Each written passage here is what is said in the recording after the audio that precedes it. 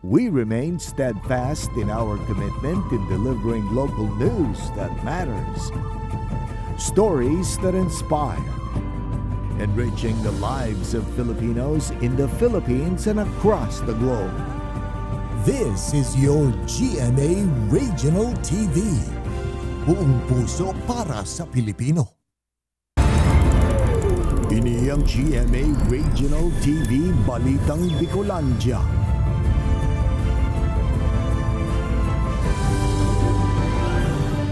Diyos marhay na hapon mga kapuso, uninaan Balitang Bicolandia. Hatod miyan pinakadarakula asin pinakabagong mga bareta sa Kabikolan. Kami ang tropa nin katotohanan, mahatod nin mga baretang mayong pigkikilingan, mayo nin pigpoprotehiran. Live halidigdi sa GMA Complex sa Naga City, ako po si Kate Dolovieres.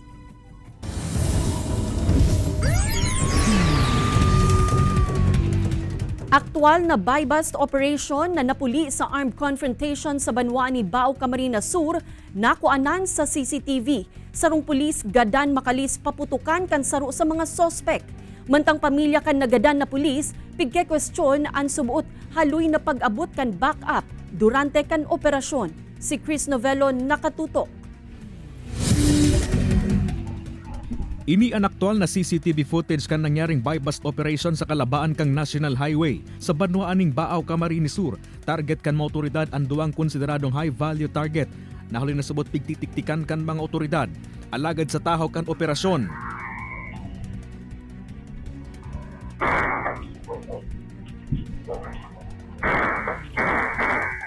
Nakatunog ang saro sa subject ang operasyon asin pinaputukan ang pulis na binistong si Police Staff Sergeant Richard Rodero na nagtindog na pusher buyer. Nakabalus man ng putok nin badil si Rodero alagad sa pagtumba kaini, dahil na ini nakabuhat. Gadan ang pulis makalis magsapo ng pirang tama ning bala, mantang pinag-obserbaran pa sa ospital anirido man na saro pang sospek. Pigbibilaran ng ngunyan ang lawas ni Sergeant Rodero na nakatalaan ko na mag New Year's break pagkatapos kan buy-bust operation. Daiman mali kayo question kan pamilya kaini ang haloy subuot na pag-abot kan backup durante kan drug operation. Grabe po talaga ko tang kahapotan ko sa inda kung si Isay, anong nangyari si Isay ang mga kairibanan, taarog ka to. Nakatuko na po siya. Di ibig sabihin po katakatuyo, may backup na lamang na mag-abot. Lagi po may backup tayo kapag nagkasagawa po tayo ng buy-bust. Although kita niya yung transaction, hindi siya pwedeng sobrang lapit dun sa sinasagawang transaction para hindi naman magduda yung nagbebenta na may umaaligid sa kanya. Sangon yan, padagos pang pinagahanap kan mga otoridad ang suspect na konsideradong armed and dangerous. Ginagarantiya man kan mga otoridad na may tataos sa pamilya ni Rodero ang hustisya. Nakahafmas man ang bandera sa Provincial Command kan Camarines Sur Police kung mapakikisumaro sa pagmundo sa pamilyang winalat kan biktima. Kay baran si Carlo Abunita, Chris Novello, Balitang Bicolandia. Apat na drug personalities sa Naga City arestado sa magkakasuhay na buy-bust operation. Labi sa 180 na mga personang imbuelto sa iligal na droga na arestar kan kapulisan sa syudad ni Naga ngunyan na 2023. Ang detalye tutukan sa report ni Jessica Calino. Minhuli sa pagkakaimbuelto sa pagpapabakal nin iligal na droga, apat na persona sa syudad ni Naga ang syertong masabat kan bagong taon na nakakulong.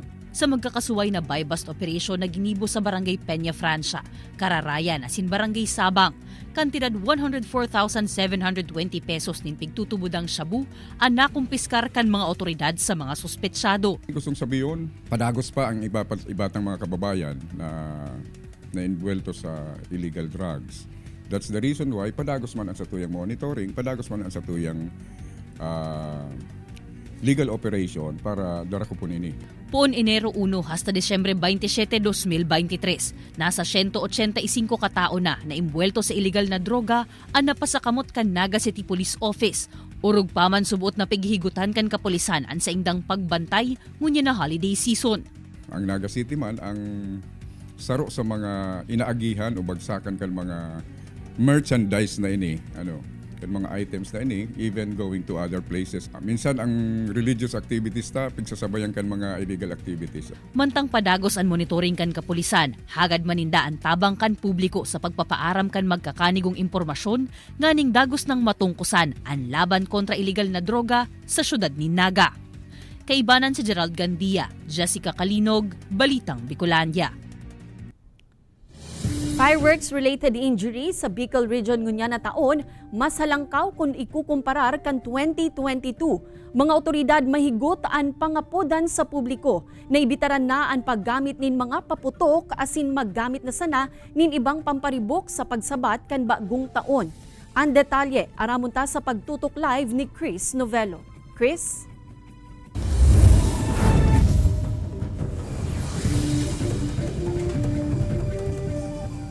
Kate, boga o improvised cannon ang nakairido sa mga naputokan sa Bicol Region.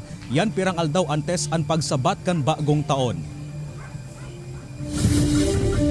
Pirang aldaw antes ang bagong taon mahigot ang pangapodan kan DOH asin iba pang ahensya kan gobyerno sa publiko na ibitaran ang paggamit ng paputok sa pagsabat kan 2024. Sa datos kan Department of Health Bicol, suminakat na sa 8 ang fireworks-related injury sa rehiyon o haros 100% ang nilangkaw kung ikukumpara sa FWRI cases kan nakaaging taon. 7 sa mga FWRI cases sa rehiyon anhali sa Camarines Sur asin sa probinsya ng Albay kung sain kadaklan sa mga nabiktima ang resulta kan paggamit ng boga o improvised cannon. Pwede po. At kung maaari, sabihan po natin na hindi na gumamit nitong boga. Masyado pong malaki ang pinsala na idudulot nito sa ating katawan. Magastos pa, magpapapila ka pa ng iyong sugat. So mas mabuting, huwag na lang pong gumamit nito at mag-join na lang po ng ating community fireworks display. Sa datos kan PNP Bicol, uminabot na sa 70 boga. Ansa indang nakumpiskar sa mananlain ng lugar sa rehiyon. Katakod kay ini pigpreparar naman kan DOH ang mga gamit asin pasilidad kan mga ospital sa rehiyon para sa mga mamibiktima nin paputok. Pag naputok walang simpleng sugat dyan. Pumunta kayo, magpakonsulta, bibigyan kayo ng anti-tetanus, bibigyan kayo ng antibiotic. Yung naitanim na foreign body na may tetano ay nasa loob na. So antibiotic na lang po, and of course yung anti-tetanus na vaccination. Sa ibong kaini, liwat na nangapoda ng mga otoridad na magamit na sana ng mga alternatibong pamparibok ngunya na taon, siring kantorotot, busina, musika asin iba pa. Para safety sa mga paputok. Baka New Year, rally on man lang. Baka madali kay LTO.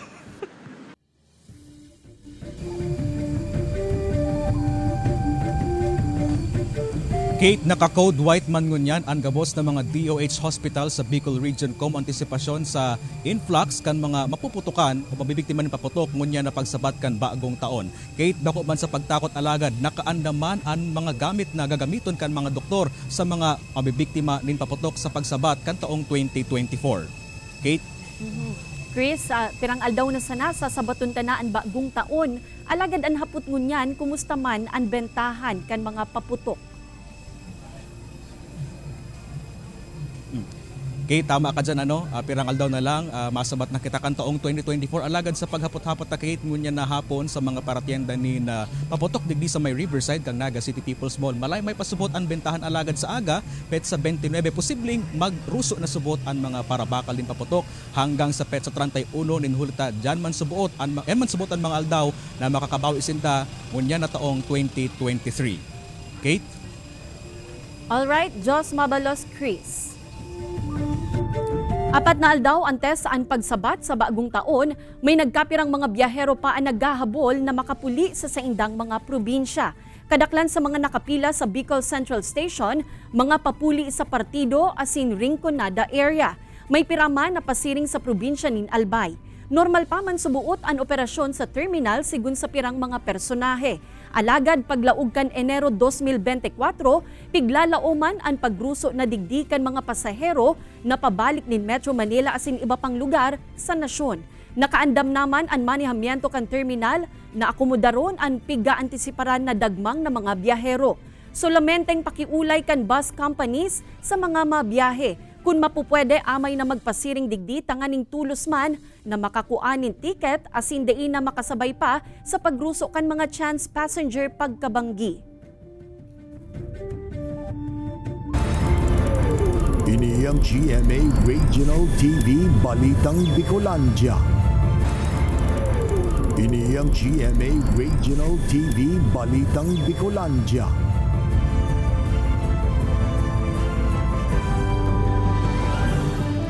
Natipon na mantika o lana sa exhaust fan kan kusina, pigihiling nakausa kan pagkasulo kan sarong kakanan sa Naga City. BFP naka-code red como antisipasyon sa mga insidente ning kasulo asin iba pang emerhensya ngunya na holiday season. Si Chris Novello nakatutok. Nagkasiribot ang BFP Naga sinibapang fire volunteers sa nangyaring kasulo sa sarong kakanan sa kasentrohan kan siyudad ni Naga. Bandang alas 9 ning aga asin pabukas pa sa nasubot ang establishmento kan mangyari ang insidente. Ito pong duwang babae nindang mga hubin pa na nagdadalagan hali po digi sa indang building na naghagad tabang na nasusulodan po. Pasalamat man ang mga empleyado kan establishmento na pabukas pa sa nasinda asin mayo pang customer kan magbungkaras ang kasulo.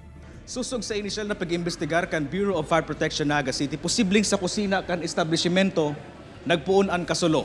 Cooking area, medyo na-observe namin maraming grease. Pero titignan pa namin kung baka may ibang possible cause. So for now, under investigation pa rin naman siya. Mayo maning nakulugan sa insidente asin pigaaram pa kan mga otoridad kung gurano ang danyos na winalat kan kasulo. Ininaani ka ang sunod na insidente ning kasulo sa syudad, ngunya na simana. Katakod ka ini, naka-code red ang Bureau of Fire Protection como antisipasyon sa mga siring na insidente. Kay banan si Carlo Abunita, Chris Novello, Balitang Bicolandia. Duwang persona gadan sa magkasuhay na insidente nin pagkalamos sa Camarines Norte asin Sorsogon. Tutukan sa report. Disyembre 24 kan huring nahiling na buhay kan sa iyang mga paryente sa 50 anyos na lalaking paraoma asin residente kan Barangay Dagit Labo, Camarines Norte mantan naglilinig nin umahan. Hasta sa bigla na sa naining nagbalyo sa spillway alagad ay naliwat na nahiling kan mga tao. Inabot nin duwang aldaw ang paghahanap kan mga otoridad antes na madukayan ang bangkay kaini na nagpapataw-pataw sa salog na sakop kan kaparehong barangay. Nagpapadagos man ang investigasyon kan mga otoridad tanganing maberipikaran impormasyon na posibleng nakagat nin halas ang biktima, rason para maghidaliin ning maghali sa lugar.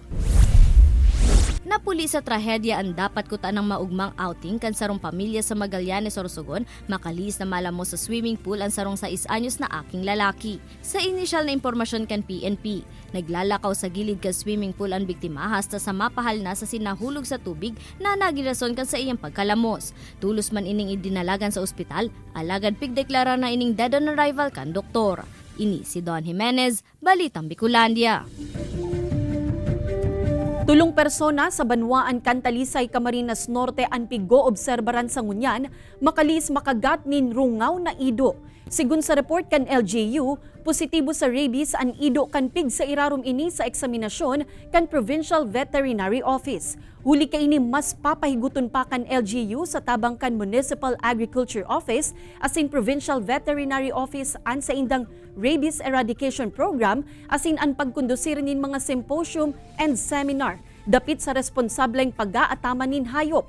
Sa ngunyan kaya nagtitinir na problema ang mga balaw-bagaw na ido sa nasambitan ng banwaan. Naglalauman ang mga otoridad na makikipagkooperar sa inda ang mga may sadiri nin ido. Ako po ay nananawagan sa lahat po ng mga may alaga ng aso na kung pwede ay maging responsable po tayo, magkatulungan tayo para mapuksa natin itong sakit na rabies.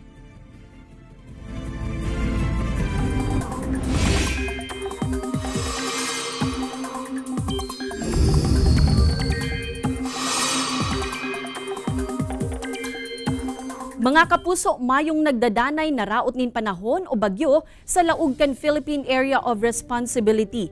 Alagad lauman ang pag-uran sa pirang parte kan nasyon. Huli iyan sa northeast monsoon o duros amihan na nagaabot sa northern asin central Luzon. Siring man ang easterly sa natatadang parte kan nasyon. Basado sa datos kan Metro Weather, posible ang mga warak-warak na pag-uuran sa Camarines Norte, Catanduanes, Albay asin Sorsogon. Posible man na uranon ang natatada pang parte kan nasyon. Huli sa pirang aldaw na pag-uuran na irehistro ang rock slide sa Circumferential Road sa Barangay Sipi, Bato, Catanduanes. Sigun kay LDRRMO2 Donna Tejada, pasado alauna nin maagahon kan mangyari an insidente. Tulos man na nagkondusir nin clearing operation an mga otoridad. Sa ngunyan, pasabol na ang tinampo alagad nagpagirumdum ang MDRRMO sa mga motorista na nagaagi sa lugar na magdoble ingat tanganing malikayan ang aksidente. Pigbisto ang tibay asin talento kan Filipino artist asin filmmakers sa gabi ng parangal kan 49th Metro Manila Film Festival. Pigbisto man digdi ang GMA Pictures asin GMA Public Affairs entry na Firefly. Uya ang report ni Don Jimenez. Alam ko, nung bata ako, buhay. Yung mga storya ng nanay ko. Big winner ang pelikulang Firefly kan GMA Pictures asin GMA Public Affairs sa Metro Manila Film Festival 2023. Best Picture! Firefly! Inian pigbisto na Best Picture. Nagtrayumpo man ang Firefly sa Best Screenplay. Asin Best Child Performer si Sparkle Child star Ewan Micael. Kaibanan kan cast na nagresibikan award si GMA Pictures President Annette Gozon Valdez, asin Senior Vice President for GMA Pictures, asin First Vice President for Public Affairs Nessa Valdillon. We're just very thankful na nabigyan kami ng ganitong award. We're thankful na na-recognize yung hard work at lahat ng hirap na pinasok sa pelikulang ito. We're hoping na panoorin pa to sa mga hindi pa nakakanood kasi talaga namang magandang pelikula. Salamat at sa lahat ng buong production po ng Firefly. To our brilliant cast for bringing the characters to life. It's been a privilege to tell this story and sana po lahat tayo ay mahanap natin ng ilaw sa ating mga sarili. May hiling man sa mukha kan child star na si Ewan ang kaugmahan, mantang kapot ang sayang Best Child Performer Trophy. Sobrang saya ko po. Kasi first time ko pong makahawak lang ditong award. Kinabahan ka ba? Well, kasi hindi po ako umaasa na ako'y mananalo, kaya hindi po ako kinabahan. Anong tinawag na yung pangalan mo? Anong naisip? Sabi ko, Bakit lang natawag ng pangalan ko? So na-realize ko, Best Child Performer. Ang mauwat kan GMA Pictures. Mas magdakol pa ang mga sinihan na nagpapaluwas kan Firefly. Nangga naman ang pelikulang Gumburza para sa Best Director, Second Best Picture, Best Cinematography, Best Production Design, Best Sound Design, asin Gatpuno Antonio J. Villegas Cultural Award. Nakuha ni Cedric Juan kan Gumburza ang award como Best Actor. Best Actress si Vilma Santos para sa pagganap niya sa When I Met You in Tokyo. Best Supporting Actress man si Miles Ocampo para sa Family of Two. Best Supporting Actor si JC Santos kan Malyari. Nakuha man kan pelikulang Malyari ang onrang Best Visual Effects, Best Musical Score, asin Third Best Picture. Ang kampon ang nanggana nin Best Editing. Best Original Song asin Gender Sensitivity Award man ang pigtao sa Becky and Bedette. Best Float, Fernando Poe Jr. Memorial Award for Excellence, asin Fourth Best Picture para sa When I Met You in Tokyo. Pigtawang onra man kan Marichu Vera Perez Merceda Memorial Award si Lily Monteverde kan Regal Films. Ini si Don Jimenez, Balitang Bicolandia. Ini ang GMA Regional TV Balitang Bicolandia. Ini ang GMA Regional TV Balitang Bicolandia.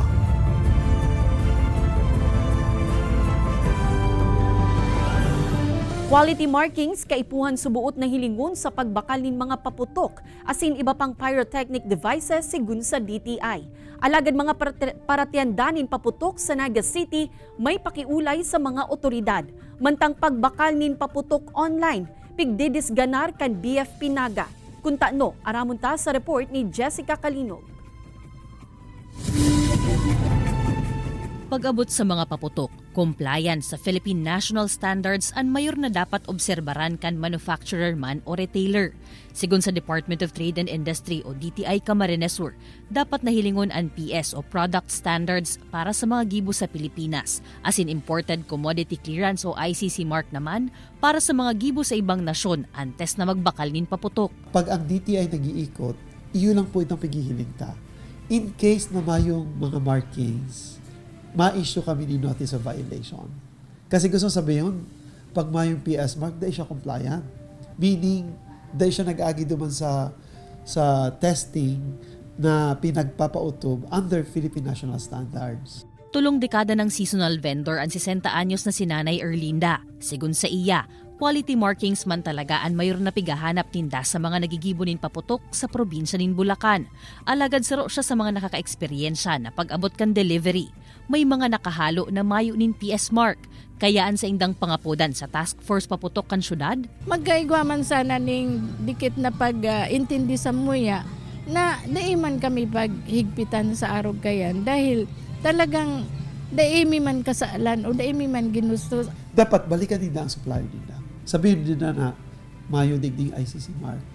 Kasi dapat part siya katong inaapod ng mandatory labeling requirements. Mientras tanto, sa inisyal na inspeksyon kan Naga City Central Fire Station, mayo man subuotin mga bayolasyon na nahiling sa mga nagtitinda ning paputok sa Riverside.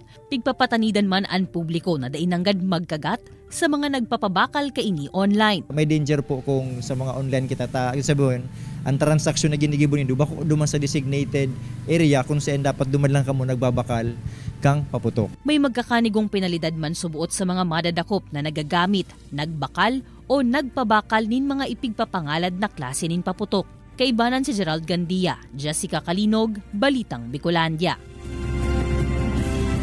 Mga atama na hayop siring kan mga ido asin ikos, posibleng makamate nin stress sa tahaw kan ribok na darakan mga paputok ngunya na holiday season. Ang mga dapat nagibuhon kan mga fur parents tanganing malikayan ang stress kan sa indang fur babies. Aramon sa report ni Chris Novello. Ngunya na paabot ang bagong taon na imaligay ang mahandal ni Jean Rose para sa iyang fur baby na si Athena. Na ikasubutuod sa makukusog na tanong siring kan paputok an sa iyang ataman. Pagkara mo ko kasi na ang mga dogs is sensitive po sa sounds po. Kaya I'm worried for upcoming New Year's po. Susog sa sarong veterinaryo kung ikukumpara sa tao, hababaan tolerance level kan mga hayop, siring kan mga ikos sa sinido sa makukusog na tanong siring kan mga paputok. So, ibig sabihin, kung yung paputok na kayang-kaya natin yung ingay, sa kanila intolerable.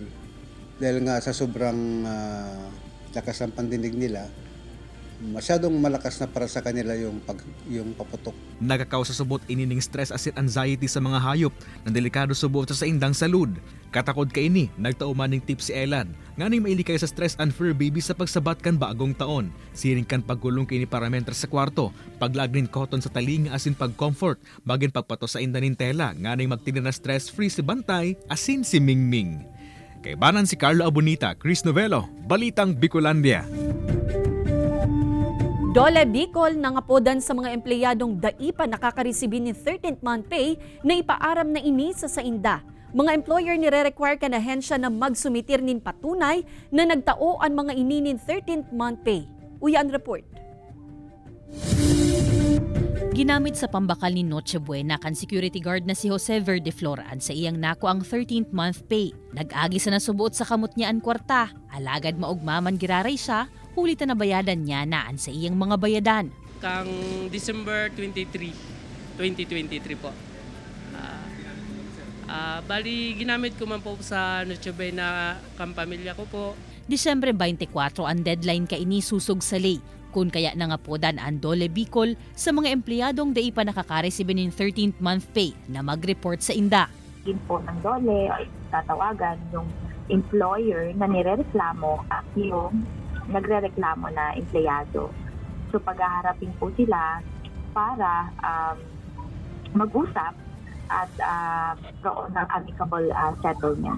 Nanindugan man ang Dole na mayo ining extension basado sa lay. En kasong dai pa madara sa settlement, papadarahan in compliance order ang employer na pwedeng mapuli pa sa maninigong penalidad. Nangapodan man ang ahensya sa mga employer na dai na paghalatong ireklamo pasindakan sa indang mga empleyado. Kailangan po may i-send din sa amin sa opisina po ng Dole yung proof na kayo ay nagbigay ng 13th month pay or nag-release ng 13th month pay sa inyong mga manggagawa. Sa Enero sa masangling taon, pinagtalaan ang deadline kan pagsusumitir kan nasabing dokumento. Kaibanan si Carlo Abonita, Jessica Kalinog, Balitang Bicolandia.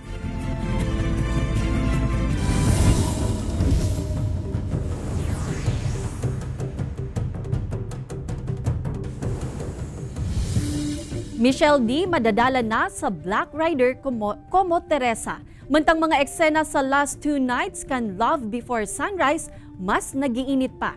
Uyan report ni Don Jimenez. Nabisto na ang karakter ni Kapuso actress as in Miss Universe Philippines 2023 Michelle D sa full-action series na Black Rider. Pigagampanan niya ang karakter ni Teresa na bagong miyembro kan Golden Scorpion. Wala na ho akong pamilya, senyor. Mula ngayon, inilalaan ko na ang buhay ko sa'yo. Nagherasman behind the scenes ang serye, kumapasirip kung ano ang sa iyang magiging papel sa nagiinit pang istorya kan Black Rider. Gagawin kong lahat. Kung hindi ka kailangan. Gagawin kong lahat. No! Tigilan mo yan! Stop it! Tigilan mo! Antabayanan si Teresa sa Black Rider tuyong 8 p.m. sa GMA Telebabad. Sa huring duwang banggikan Love Before Sunrise, ngunya na pinili na ni Stella si Rowald. Magdagos-dagos na kayaan sa inang kaugmahan o may iba kaya na plano ang tadhana?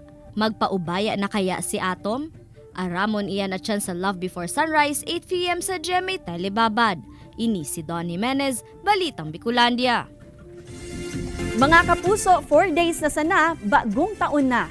Madadalan ang episode na ini asin iba pang pinakahuring lokal na bareta sa official website kan GMA Regional TV, www.gmaregionaltv.com.